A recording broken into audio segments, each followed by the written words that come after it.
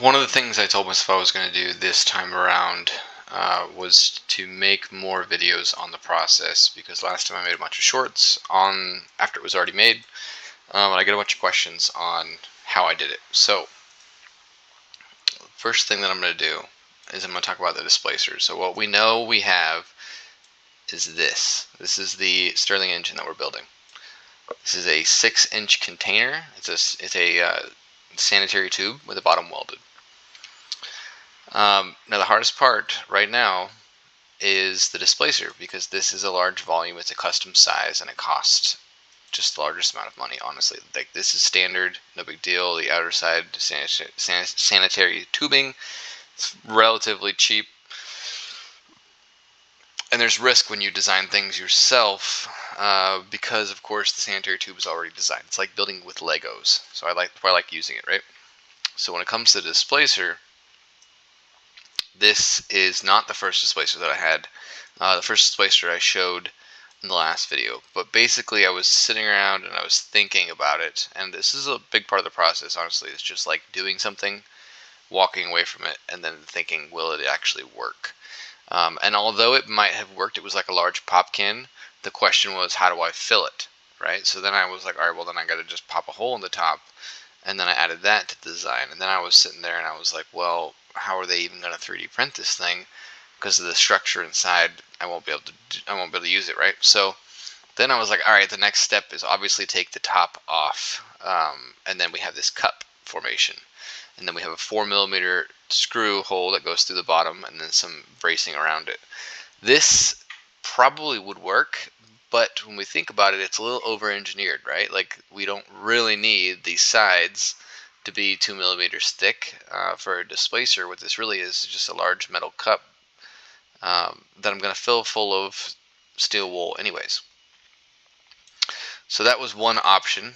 Ended up being pretty expensive, but again, as we mentioned, it was over-engineered, so we get rid of that one. So then we got into this version, and it was on that same thought. I was like, okay, well, what I need is structure, and I need something that in case it does touch the side of the wall, it can slide very easily. Then I moved on to this, and this is just some cutouts on the sides.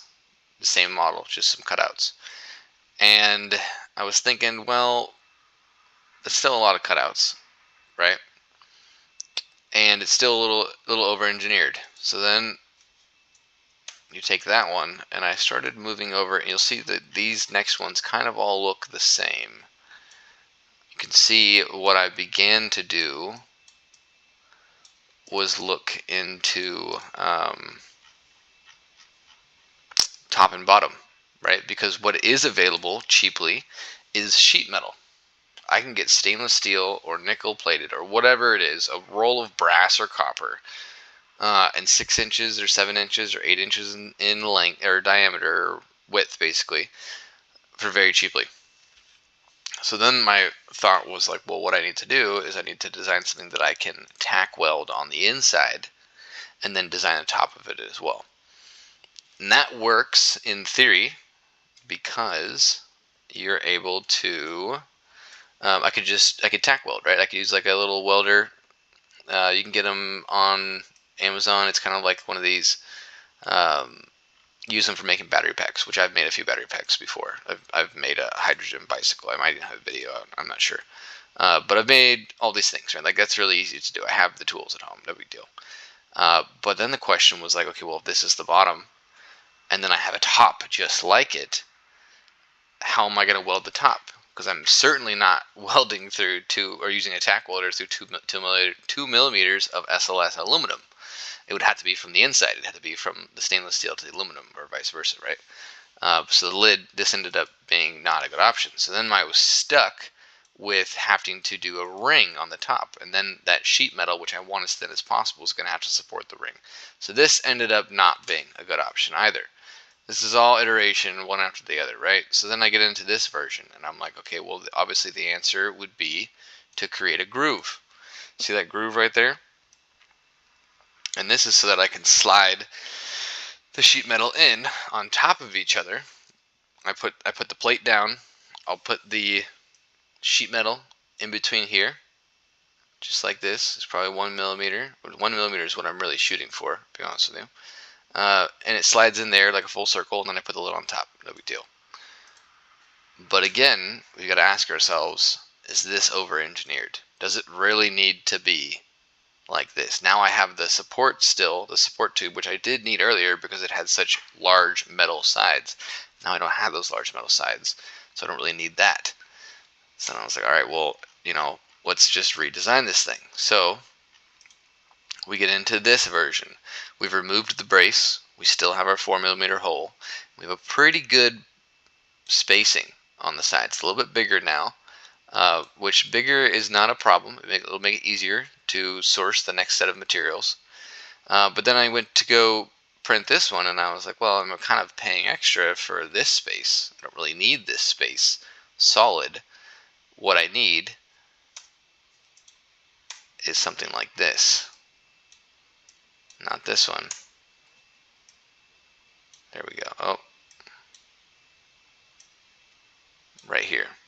So this was the final rendition of what I've decided to use for the displacer on the large 3-foot engine. And it has the groove, so I can slide the sheet metal in.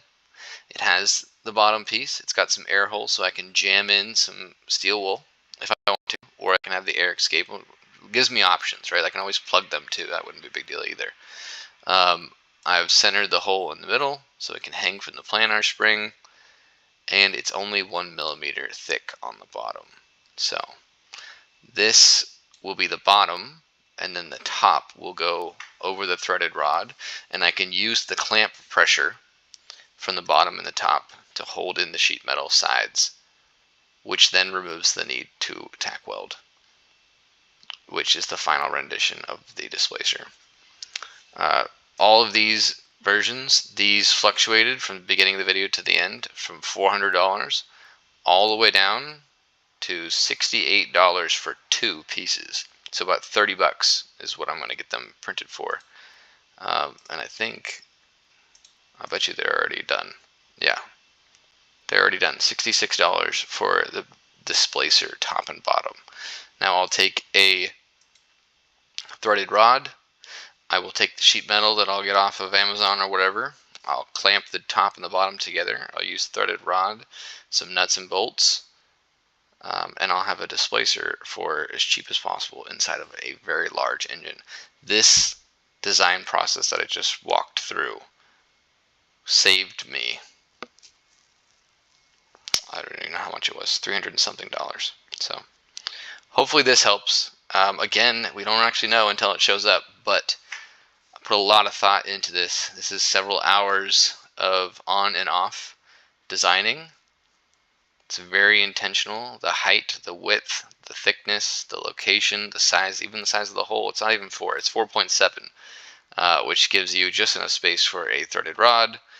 And I also have a tap and die set that I can tap this if I decide to. I probably won't, but I can if I want to. So I think a big part of this, and a theme that I'm trying to show here, is that you're designing for an optimal tool, constantly asking yourself, is it over-engineered? And also giving yourself room to modify what you are able to do, right?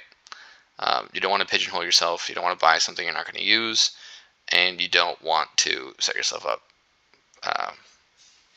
to be constrained. So very modular, very interesting design. We'll see. I'll get it printed right now, and when it comes in, we can talk about the next steps. But thank you.